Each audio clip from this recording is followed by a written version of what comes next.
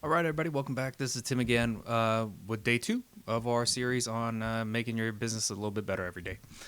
I just want to quickly talk about repricers. There's a lot of repricers out there on the market. We've built our own. I've been using it in my own business for a couple of years now. We've just never brought it to market.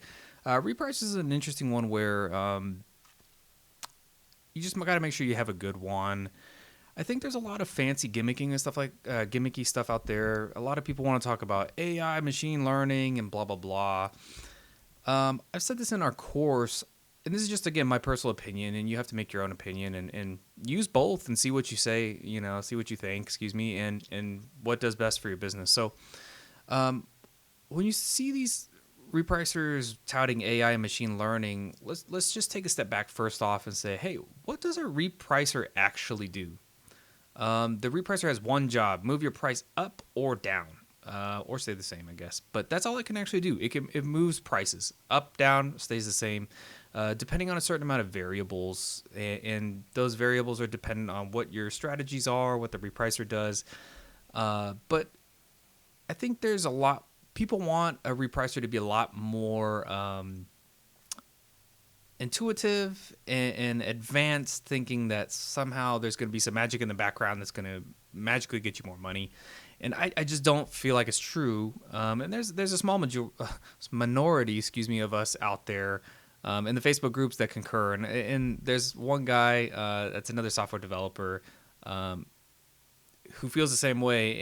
And he helped open my eyes years ago before we built our own repricer, and I've took his wisdom to heart, and I think it's really true. So let's step back. Where are we talking about? So again, you can go up in price, you can stay the same, or you can go down based on what other sellers are doing. So everybody runs what they call an algorithm.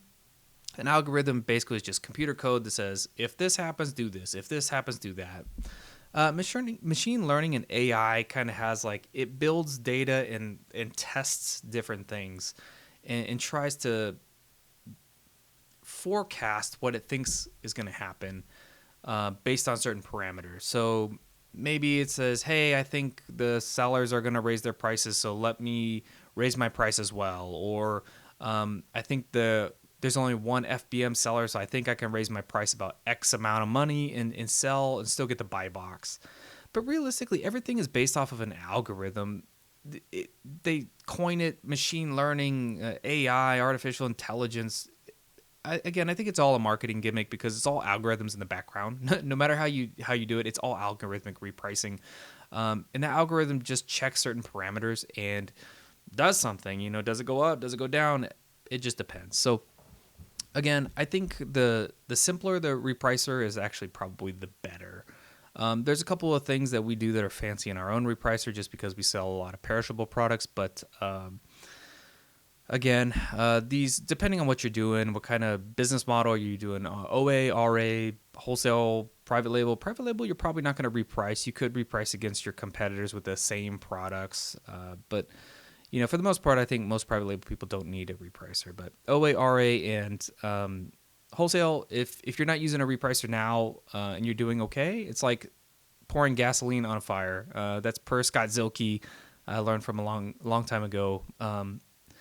Being able to constantly and quickly reprice your products to be competitive, and unfortunately, in Amazon's eyes, one penny can make the difference between competitive and not competitive. So Amazon encourages you to race to the bottom and just absolutely kill buy boxes, so the end user gets the best value and you get the least profit. So it's be smart. Don't race to the bottom. It took me the first couple of years of selling OA not to do this penny under logic and to realize just match the buy box. It's pretty simple. Just match the buy box. There's no reason to undercut other people. Amazon will rotate the buy box. Get a good feedback. Make sure you're doing a good job with your product selection. You're not selling bad products. You're not selling the wrong product, which is hard because these new sellers change listings all the time to nonsense that it's not. But if you just match the buy box, you'll get sales. And and your sales will rotate. And don't forget, just because you're in the buy box or not in the buy box in your specific location, here we are in Texas. If I go look at the buy box in New York, it's a different person. Just if it's in California, it's somebody else. You're not going to win the buy box in every single area unless you have your distributed inventory that's well stocked everywhere. Amazon is looking for the cheapest way to fulfill the customer need possible. So if you don't have your inventory in New York, you're not going to be in the buy box in New York. If your inventory is not in California, you're not going to be in the buy box in California because they can get another seller that might be 3 to 4 cents, 5 cents more than you. And their shipping cost and the fulfillment speed is much faster and much lower shipping California to California rather than Texas to California. So just pay attention that like all this buy box, the fight, repricing, it's not just about the price. There's so many factors. There's what's your feedback look like? Although that's questionable these days. We've seen freaking sellers with 50% feedback and Amazon continues to give them the buy box. I think product location is probably the number one issue as long as you're within reason on price. I think we've seen Amazon flex, 2 to 3 to 4% on the price. So what I mean by that is if you are at $10 on your price, they'll go up to $10.40 for somebody in another region in the other part of the United States because, again, that inventory is there. They look at the customer experience. Are you willing to pay 10, 20, 30 cents more to get it tomorrow? Or do you like, no, I want to save 30 cents and I'm willing to wait 2 days or 3 days and have Amazon pay for air shipping from Texas to New York? No, they're not going to do that. They're going to give the person with the local inventory the buy box. So in my mind, the buy box algorithm, and this is just my own personal opinion, it's actually more weighted on the item location, like where is the customer in relation to the product, followed by price, followed by probably the last thing is the seller feedback. So a repricer will do a great job, but don't forget that's not the only thing, and don't forget it's very regional based. So just because you see yourself in the buy box where you're at, wherever you're searching from, does not mean you are in the buy box anywhere else.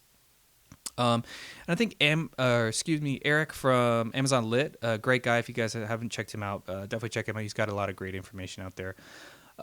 He said one of his students also was selling the same product. Eric's buy box percentage was like, I don't know, a fifth of what the student's was, but Eric was absolutely dominating him in sales. And why is that? Well, that guy's the small seller, the student is probably getting buy box in the middle of the night. They're getting it in a small region where their product is located. Eric, being a huge multi-million-dollar seller, he's got inventory everywhere. They're doing large purchase orders and they're shipping inventory everywhere. So again, when they have inventory in New York, inventory in California, inventory in Texas, Amazon can quickly fulfill those orders for the customers. So it's not necessarily price that's going to determine that. So I think there's a little bit of a tangent. Let's get back to the repricer. So the big takeaway I wanted to show you guys today, there's actually a couple of categories, and I'm just going to show you one. You guys can look up the others through the Amazon fulfillment fees. And there are what we call the no-go zones in our repricer. So this is a grocery product over here. And again, this is our software, Fusion, in our own repricer. And again, this isn't available to you guys yet. Eventually it will be. I'm kind of hesitant on this one. But we will eventually release it. But there's a reduced profit range from $15.01 to $16.24. Now, why is that? And so real quick, basically, I do not ever want to see my price in this range. $15.01 to $16.24 is a horrible spot to be. And that is because you will have less profit. So let's open up a product. We'll just open up that one and kind of see what's going on. So let's open up the product here. So this is our Fusion, our Chrome extension. This is how we analyze our products. So this takes into account all of your purchasing criteria and then does it make money according to you? And, is this something you want to sell? So the cost on this product is $5.32. So right now it looks like the brand is on there doing FBM at a price of 17.51. So let's see, our no-go zone is $16.24 to 15.01.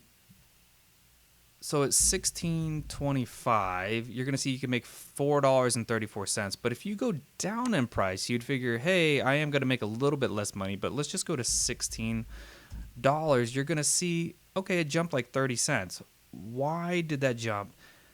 It's because in the grocery category, there are a couple of different pricing structures. There's an 8% commission on $15 and less, and then there is a 15% commission on $15 and higher, or 15.01. Excuse me. So let's actually look at the opposite, and I think this will probably be a little bit more straightforward. So, excuse me. Okay. So at $15, we would make $4.33.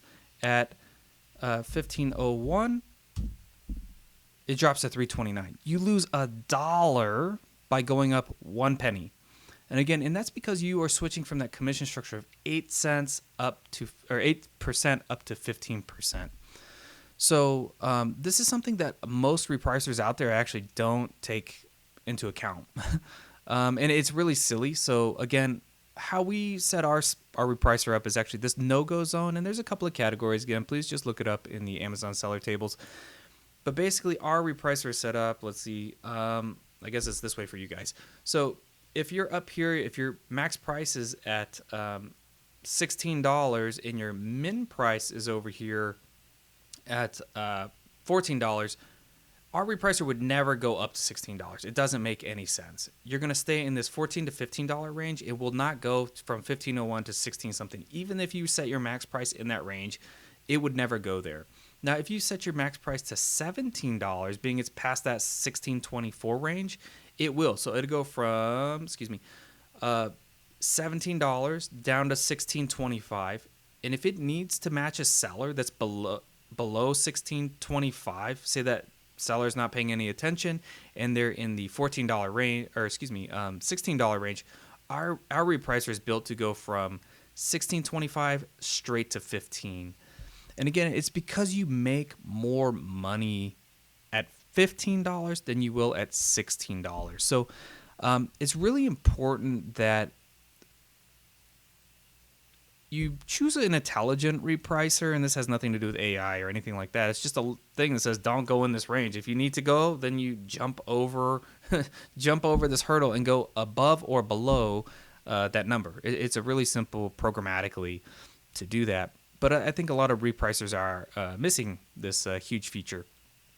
There's also another no-go zone that is out there, and that is the low price FBA. And I think this affects every category. It's not just grocery or whatnot. And this is because it's based on the it's not based on the commission rate. It's actually because it's based on the fulfillment rate. So we're just going to take theoretical numbers here, and obviously this isn't going to make money if it's $5.32 at $10. But all of a sudden it says you're going to lose 25 cents. But if you go down to $9.99, you make 49 cents. There's a 60 cents difference in, again, that single 1 penny because you're jumping categories. So, again, our software and our Chrome extensions and stuff like that, it's smart enough to know like this.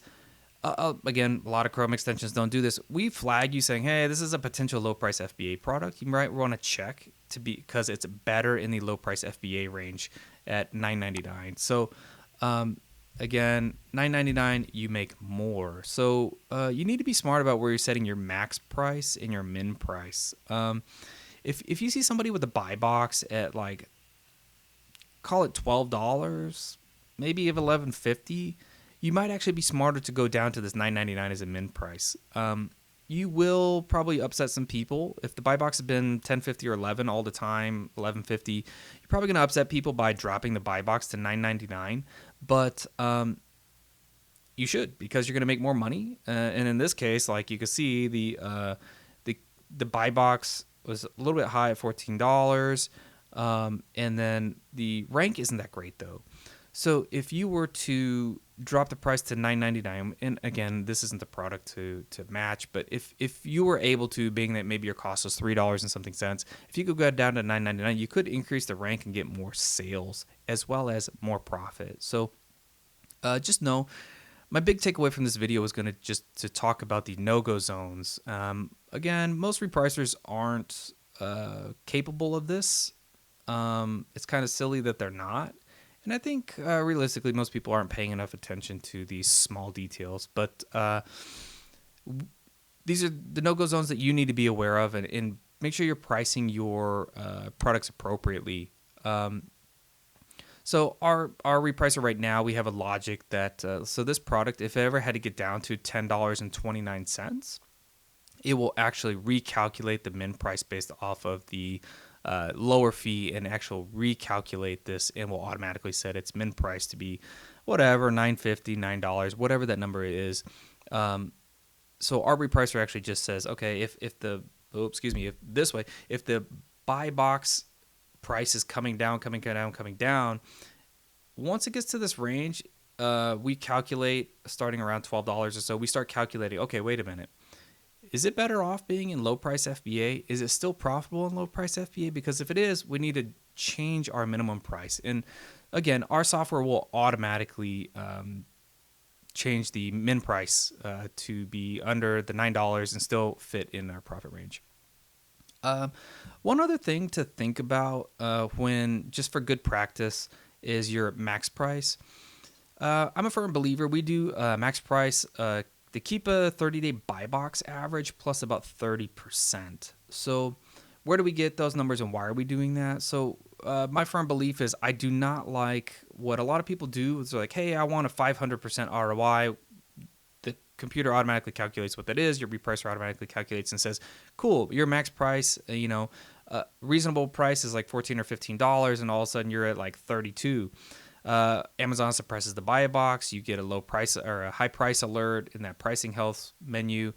You don't sell anything because your price is too high. So when you automatically just set for these like multiples of ROI, you have too many situations where you're going to have these high price alerts, your offer is suppressed, and you don't sell anything. Until you bring it down, you're not going to sell anything. So we're a firm believer in about keep a 30-day average plus about 30%. And that's, again, in our settings menu. I'm not going to show you everything that we do, but in our settings menu, we automatically take the keep as 30-day buy box average and then add 30% to it. And that's what we set our max price. And we get very, very minimal high price alerts. Stereotypically, our high price alerts are because Amazon's a moron and they changed their reference price to like, all of a sudden they're like, hey, here's our health alert. They want, a reference price of $2.82. Let's just see how much money do you make at $2.82?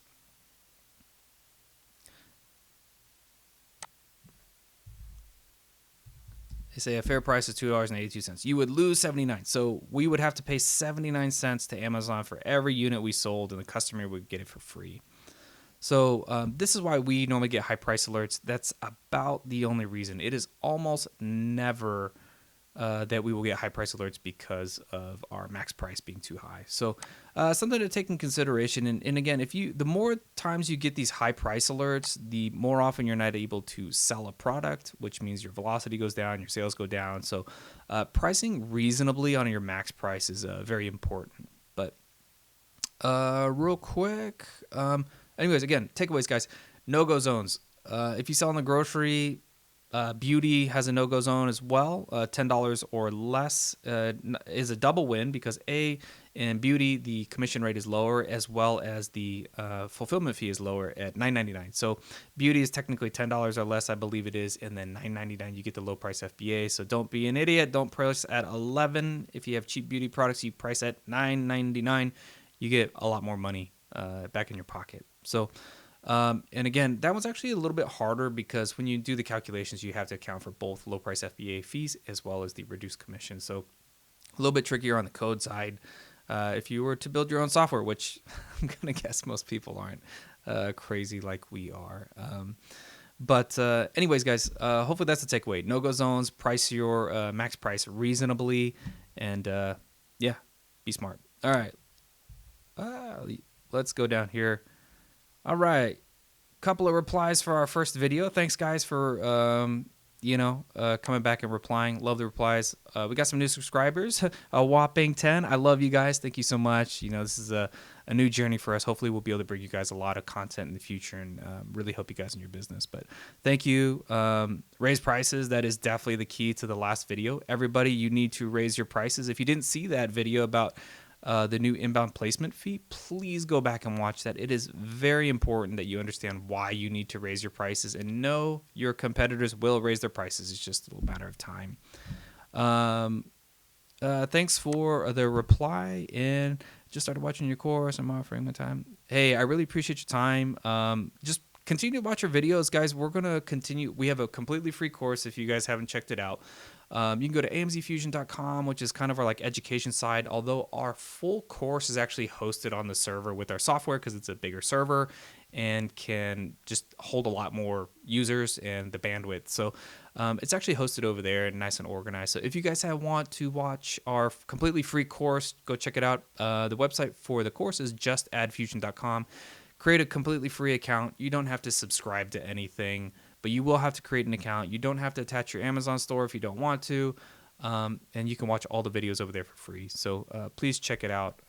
We really appreciate you guys, and again, hopefully we're going to add a lot of value to your business and help you guys grow.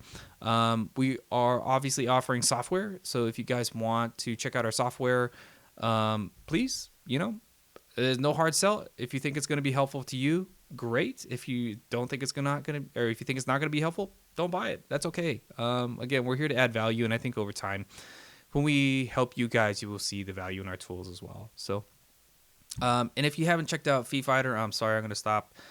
Fee Fighter is completely free, guys, and we have saved sellers tens of thousands of dollars now in fulfillment fee overcharges. And basically, we look at the dimensions of the product, and then if you guys are willing to help upload your dimensions, when you physically measure the products, you can see if you're being overcharged on the fulfillment fee. So one, you can prevent them. So as soon as they get to Amazon, you say, hey, Amazon, I need you to remeasure this product because you have the wrong dimensions. Or two, you say, hey, you've been measuring it and you've charged me wrong for the last month. I want my money back. And again, just the money back part, we've helped people get tens of thousands of dollars back. So again, this is a crowdsourced tool, completely free. Hopefully you guys will sign up for it and enjoy it. You got nothing to lose. You do have to attach your store, and then if you guys will please contribute to help the community, if you add dimensions to the thing, you get free credit to our software, so you can test it out for free. But yeah, Fee Fighter is a great tool. We built it out of principle because Amazon, like I said, my personal business, we've gotten thousands and thousands of dollars back on overcharged fulfillment fees. So yeah, guys, hopefully that was helpful. We'll see you tomorrow. Okay, check out our website, amzfusion.com, for the education and whatnot. And if you want to check out our tools, software to help you out and maximize your business, it's justaddfusion.com. All right, thanks, guys. Bye.